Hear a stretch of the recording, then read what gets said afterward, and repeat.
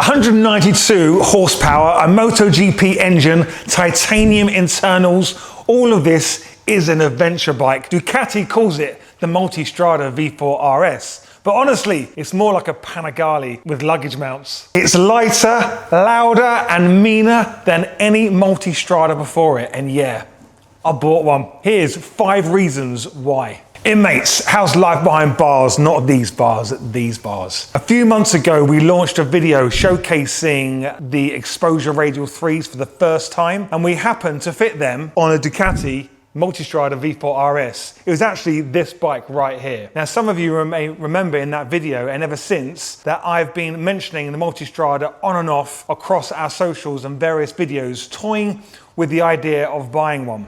Give me a reason why I should buy this bike, or give me a reason why I shouldn't. Then jump forward a month or two later, I went off on a Picos trip with a few of my buddies, and my best mate Nick, who was on his Ducati Pikes Peak. Well, we actually released 1 or 2 videos showing our rides across the mountain valleys, showing you how both my R1300GS, which is just here offset, just to show you, it's just here, in case you don't believe me, can you see that? Showing you how both my BMW R1300GS and the Multistrada Pikes Peak handle on those tight twisties. So please check out those videos if you haven't already. We'll put links down below up above. Now, since those videos, I've been talking about the Multistrada even more, and it has been stuck in my mind. I think my content creator Will may have noticed as jump forward another month, and he pitched me the idea of doing a bike showcase comparison video where we put the new BMW R1300GS up against the Ducati Multistrada V4 Pikes Peak to see which bike is worth your money in 2025. If you haven't checked that video out, I would suggest giving it a watch, as it's been very insightful and actually a very popular video on our channel as well. And in that video, you'll notice we go through lots of the stats from the R1300GS and the stats from the V4 Pikes Peak. This video today isn't about that. This video is all about my first ride on my brand new V4 RS. But basically first impressions in general of my new bike. Back to the point though, all these various Multistrada encounters, not to mention customers bringing their own Ducatis into the workshop, have led me to right now sitting here with an RS at my side. In fact, this is actually the exact same bike from our original exposure radial 3 video that I mentioned. How crazy is that? The bike that kind of inspired me to purchase a Multistrada is the exact bike I ended up getting, which you see here today. Anyway, you're probably wondering what finally tipped me over the edge into buying this Multistrada V4 RS. Let's dive in. Now, I don't want to go too heavy on the stats, as we did a release on YouTube giving a rundown, but we can begin with the obvious. The Ducati Multistrada V4 RS boasts an impressive 180 horsepower. However, ours is a bit more turbocharged. It hasn't got a turbo on it, but I'll explain why we're calling it turboed. It's got an 1152cc V4 engine. Its design is sleek and aggressive with aerodynamics that are both functional and visually stunning. The technology packed into this bike is top-notch. From its sophisticated suspension system to its advanced safety features like traction control and ABS. So it's fair to say the RS is at the very top of the range in terms of performance and features. It is the fastest, most tech-packed adventure bike on the market right now. Okay, but let's make this personal. Let's give you the 5 reasons, my 5 reasons why I bought this RS next to me. Well, the first reason, my best mate Nick, he's got the Pikes Peak. We're now Ducati buddies, aren't we? As well as upping him one with the RS over the Pikes Peak. Well, a lot of you would think the Pikes Peak's better because I think on paper it might be faster, but I've got the Desmo engine on this, and that is what it's all about for me, that engine. The second reason, I mentioned in the comparison video that the R1300GS is a bit of a workhorse turned luxury tourer. Now, personally, I love that concept for an adventure bike, but I have got 3 GSs now. 4, if you count my daughter's G310GS as well. You know that I love these GS bikes. They are durable daily riders as well as a long distance tourer and off-road beasts. However, I think I've gotten to the stage now where I just want to make absolute most out of those European twisties when I'm touring with true luxury, performance and comfort. Really just pulling the throttle back and letting the engine carry me off. This is where I think the V4 RS comes to its strength. Third reason, over the years, all of the bikes I've ever had, I've identified that bikes have got souls, or some bikes have got souls and some haven't. You know, I've had some really powerful S1000 RRs. I've had an M1000R, amazing bikes, complete surgical knife of a weapon. They are so fast, but I just find they're soulless, and I've identified that the BMW GSs have got a soul, whereas I find, also find I've got a Ducati 996 in the house, and when I ride that has most definitely got a soul. I find it very painful to ride because of the clutch being so heavy, and with my little poor arthritic fingers I have here, I really struggle with it. And I've also noticed the clutch on this V4 RS is really, really heavy. If any of you know how to make that clutch lighter, please let me know, because I'd love to know how to do that, but I do struggle with the clutch. But there's definitely a soul on some bikes. I find on my R90 as well, that's got a soul. When you twist the throttle, you get the slight movement of the engine. I don't know, for me, it just gives a bit of a soul, a bit of a feel around the bike. So, as I mentioned, my Ducati 996, which is 26 years old now, I can't exactly go touring on it. It's got a beautiful soul. I can't even do longer than 45 minutes on it because of that heavy clutch. So it's too early to say whether this has got a soul, but I'm pretty sure it has. It's got that Desmo Zadici engine in it. It's got an incredible character. It's got an amazing feel, and I really believe it's got a soul. Well, I hope it has, because I'm going to take it on my next road trip, and I'm going to report back to you if it's got that soul that I really hope it has got. So really, have I bought a Ducati, or have I bought a Multistrada? No to either of those questions. What I've bought is a Desmo Zadici.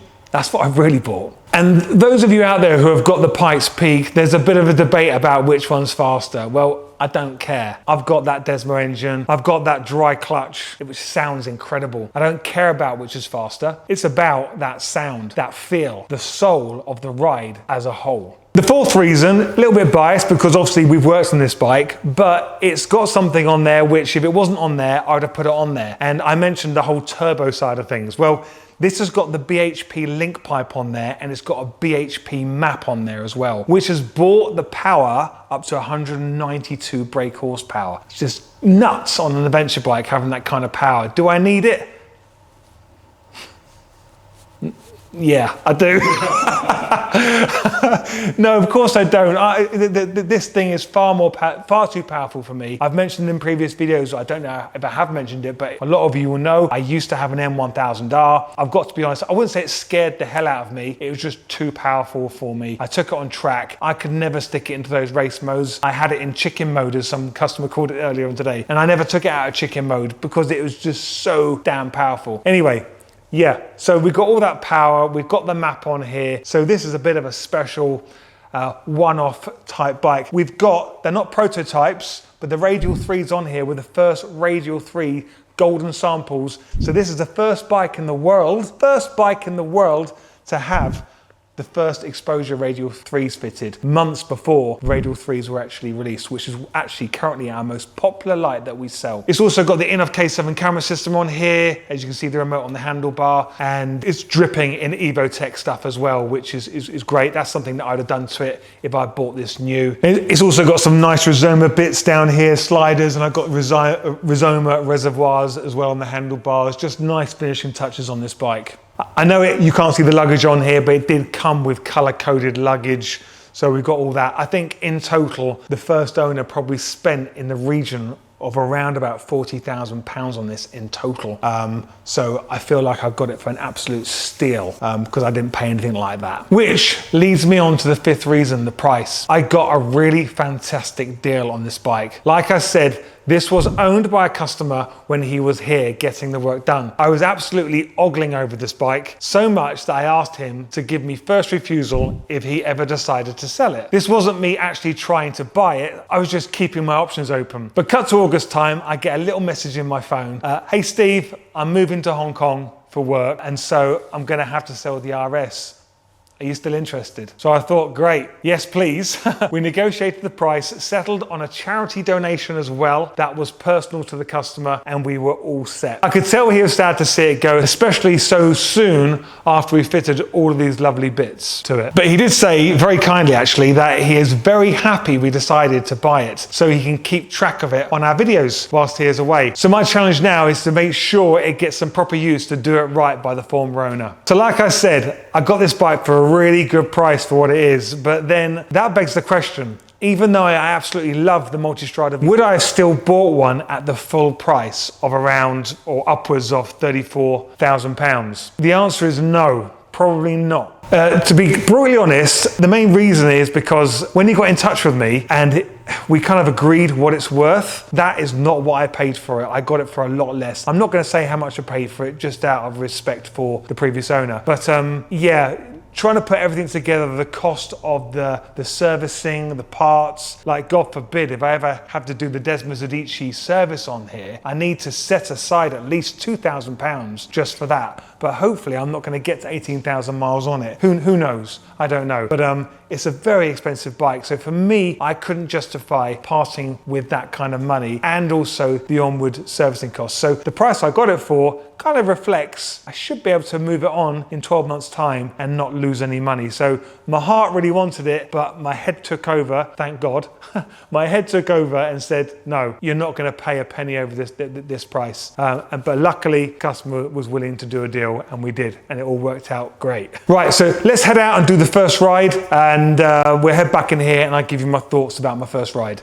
Right, are we on? Are we recording? Okay, it's gone 6 o'clock, it's starting to get dark, and really I wanted to do this just on my own, no camera or anything like that, but Will is, he's basically my media guy who works here at a bike thing. You notice that the camera moves quite a bit shaky if I'm honest.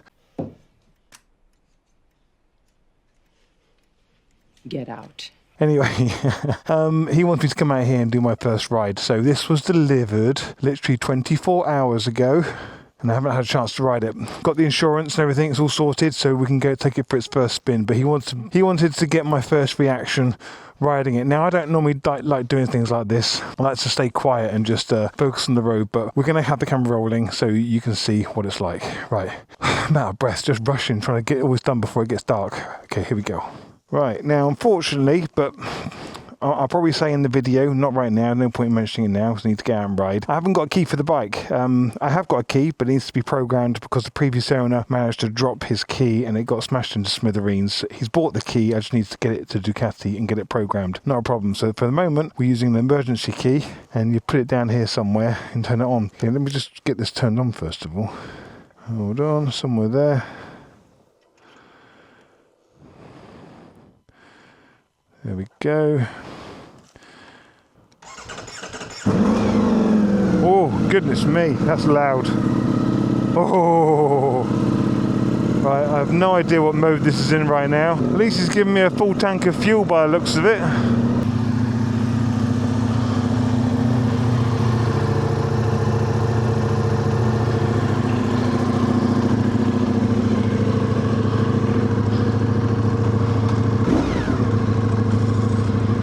That's a heavy clutch. That's a really heavy clutch.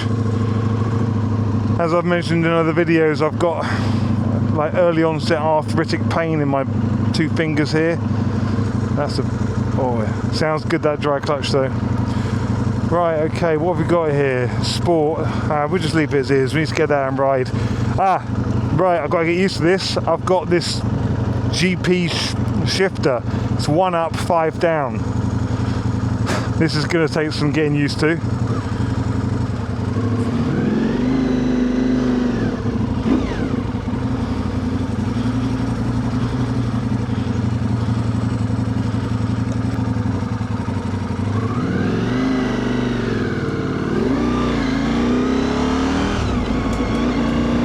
Nearly.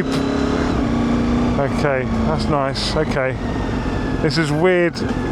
Doing the gears in reverse. How odd is that?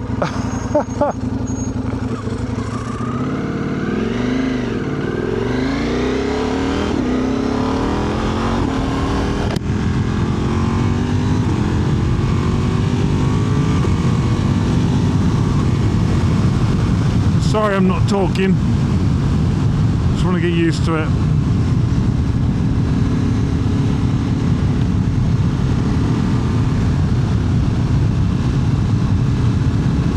So that's 6th gear. It's so strange going in reverse on the gears. Oh my goodness me. Oh. That's a bit insane. Oh, hang on. No, I'm not getting used to this gear shifter. I'm literally, if you saw my left foot, it's going up and down before I actually make the decision what I'm doing.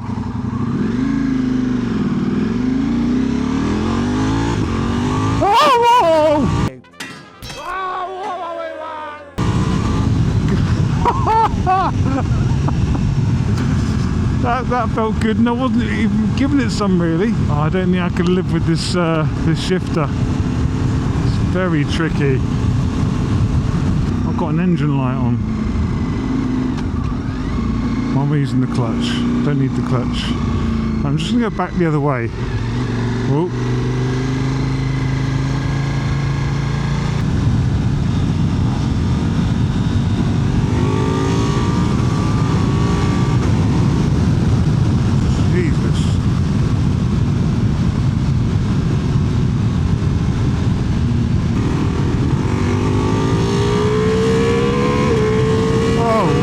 God, this sounds amazing. Oh, wrong. I'm still flicking that gear the wrong way.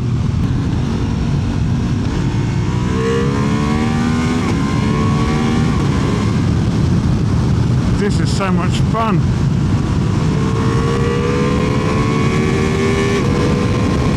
Oh my goodness me, that's insane.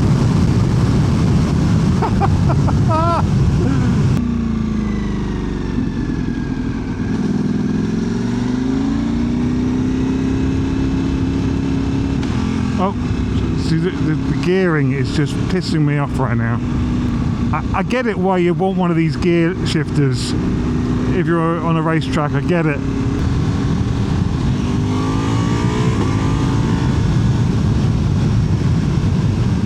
Jesus, it's just... God, it pulls, it really pulls.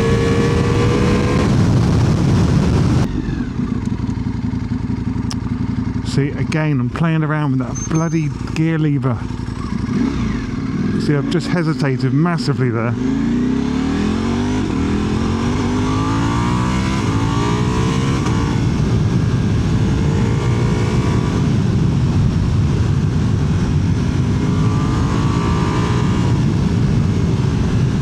No, wrong way on the gear again.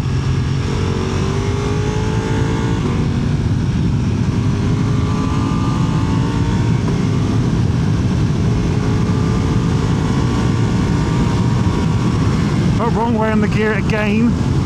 Bloody hell. Second, third, fourth, thinking it.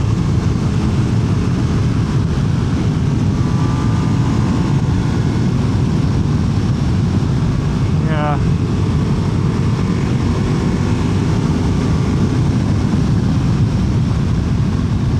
Oh, bloody gearing. I can't just like tell myself do it in reverse. It's ruining the ride for me. And I don't want to get used to it because it's going to wreck every other bike I ride. That tells me a SIM card's sorry, the SD card's not in the in-off. What do all these buttons do? I've got so much to learn on here.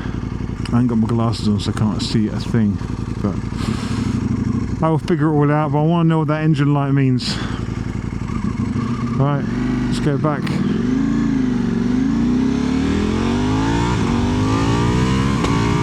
Oh! Oh my God!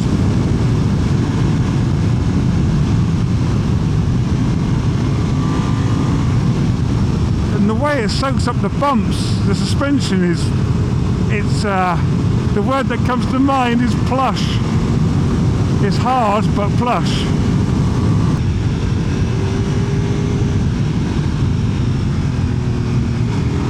Oh, do you know what? I entered that bend with no confidence at all, and I should have done. I can see myself getting very quick on this when I build my confidence up and get used to this bloody gear shifter. Don't like it.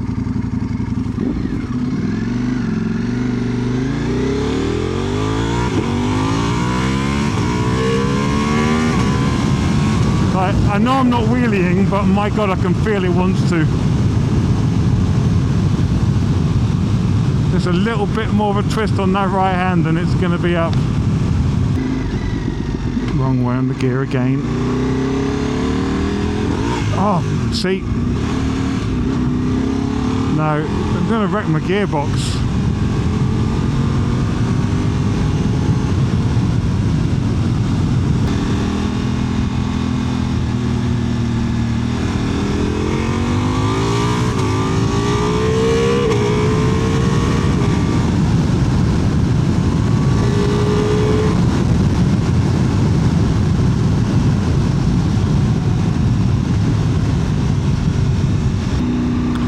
Okay, I'm starting to get used to the gear shifter now. I've obviously had to make a few mistakes. It's like being slapped over the back of the wrists when you play a wrong key on the piano. That's speaking from experience, by the way. But I'm still having to think about it, and I don't want to be thinking about my gear change. You know, you've been riding for over a dozen years, and it all becomes muscle memory, and if you're having to think about something against your muscle memory, well then you're not thinking about the things that you need to think about when you're riding a bike, like being safe, watching other drivers. Like this bike is incredibly nimble. It's like insanely nimble.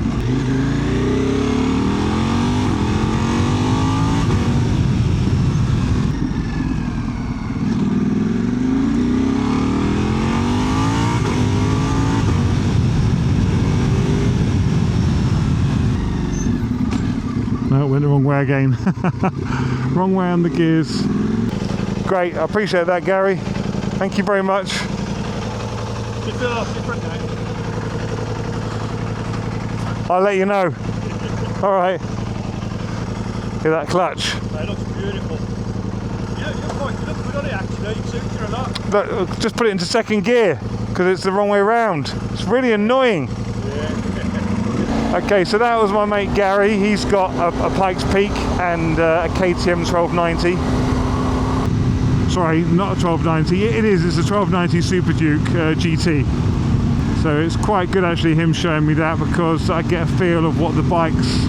I can already feel the difference in the suspension. So he's just going through some of the computer with me, the TFT, because I'll be honest, I don't know that well. Right, I've got to open my visor up because it's a bit too dark and I've got a tinted visor up. Wrong gear, wrong gear, wrong gear.